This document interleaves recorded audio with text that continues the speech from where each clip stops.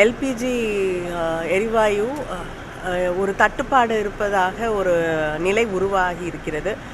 முக்கியமாக வந்து ஹோட்டல்ஸு, நிறைய ஹாஸ்டல்ஸ், மாணவர்கள் படிக்கக்கூடிய வீடுகளை வீட்டுக்கு அனுப்பக்கூடிய ஒரு சூழ்நிலையை நம்ம பார்த்துட்ருக்கோம்.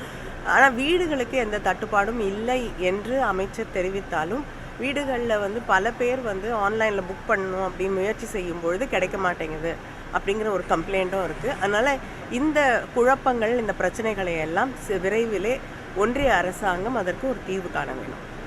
நிர்மலா சீதாராமன் நேரத்தில் வந்து மக்கள் வந்து கையெழுத்துக்கு பழகிடணும் இல்லைங்க, அப்படி அவங்க சொல்லியிருந்தால் அது நிஜமாகவே தவறான ஒன்று. அப்படி சொன்னாங்களான்னு எனக்கு தெரியாது.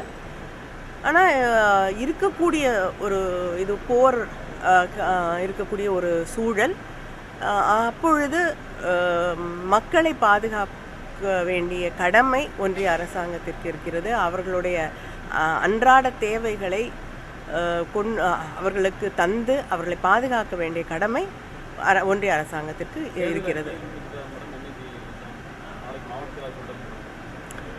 இல்லைங்க, விரைவில் தேர்தல் அறிவிப்பே இன்னும் வரல, அதுக்குள்ளே தேர்தல் அறிக்கையை வெளியிட முடியாது இல்லையா?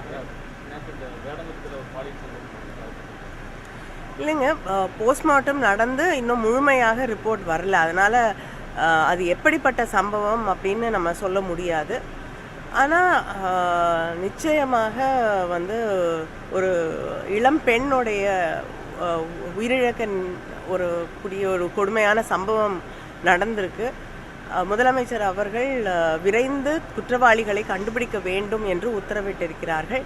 ஒரு ஏடிஎஸ்பி தலைமையில் 4 டிஎஸ்பிகள், 6 இன்ஸ்பெக்டர்ஸ் இதற்காகவே தனிப்படையாக அமைக்கப்பட்டிருக்கிறார்கள். 10 தனிப்படைகள் அமைக்கப்பட்டு எல்லா இடத்துலையும் வந்து விசாரணை நடந்து கொண்டிருக்கிறது. குற்றவாளிகள் நிச்சயமாக விரைவிலே கைது செய்யப்படுவார்கள்.